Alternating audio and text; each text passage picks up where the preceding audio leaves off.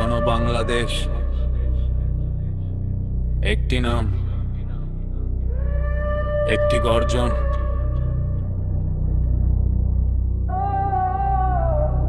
শরীফ উসমান হাদি, যিনি ভয় পেতেন না জমদূত কেউ। ইনকিলাব মঞ্চ থেকে ইনসাফের ডাক শোনো, সেই সিংহের গর্জন। জুলাইয়ের আগুন যখন রাজপথে জ্বলে, একটি ছেলে দাঁড়িয়েছিল বুক টান করে দলে। রক্তে রঞ্জিত ঢাকা, ধোঁয়ায় অন্ধকার আকাশ, হাদির কণ্ঠে ছিল স্বাধীনতার নিঃশ্বাস। সে তো চাইনি গদি, সেটা ছিল মানুষের অধিকার। দুর্নীতি আর শোষণের বিরুদ্ধে তীব্র ধিক্কার। আধিপত্যবাদের শিকল ভাঙার ছিল তার পণ। মজলুমের পক্ষে লড়েছে সে সারাটা ক্ষণ। ছাত্রলীগ স্বৈরাচার, কেউ তাকে থামাতে পারেনি। হাদির আপসীন লড়াই কেউ কখনো দেখেনি। সে ছিল ইনকিলাবের ডাক, হাদি শহীদ ভাই। তোমার রক্তে কেনা স্বাধীনতা ভুলি নাই। রাজপথ কাঁপো যার ইনসাফের মিছিলে, ঘাতকের বুলেট কি তার স্বপ্ন রুখতে পারলে না। হাদি মরে না, হাদি বাঁচে কোটি হৃদয়ে। ইনকিলাব জেগে ওঠে নতুন কোন বিজয়ে।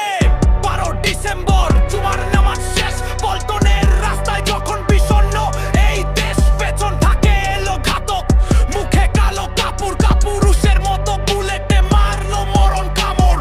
সিঙ্গাপুরের বেডে শুয়ে লড়ছিল সিংহবীর। সারা দেশ কাঁদছিল, সবাই নত করেছিল শির। 18 তারিখের সেই রাত সব হলো নিস্তব্ধ। হাদি চলে গেল, পর পারে হয়ে গেল সব শব্দ। ফয়সাল মাসুদ দাউদ খান, তোরা কি ভেবেছিস জয় এক হাদিকে মেরে কি ইনকিলাব শেষ করা হয়? সেচেছে এর সার্বভৌম এক সোনার বাংলাদেশ, যেটাই ভিনদেশি দালালি হবে চিরতরে শেষ। মঞ্চে দাঁড়িয়ে যখন বলতো হাদি সেই বুলি, কাঁপো যত দুর্নীতি বাজার ভিনদেশের কুলি। ইনকিলাব মঞ্চ আজও হাদির চায় বয়ে চলে, তার প্রতিটা স্বপ্ন জ্বলে আগুনের ফুলকি হয়ে। তোর বুলেট রক্ত নে, কিন্তু আদর্শ নে না কেড়ে। হাদিরা জন্মায় বারবার এই বাংলার কোণে কোণে। শরীফ উসমান হাদি, তুমি শুধু একটি নাম নও, তুমি একটি বিপ্লবের প্রতীক।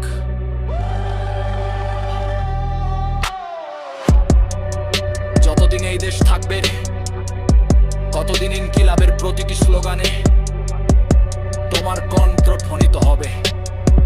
শান্তিতে ঘুমাও প্রিয়। ইনকিলাব জিন্দাবাদ।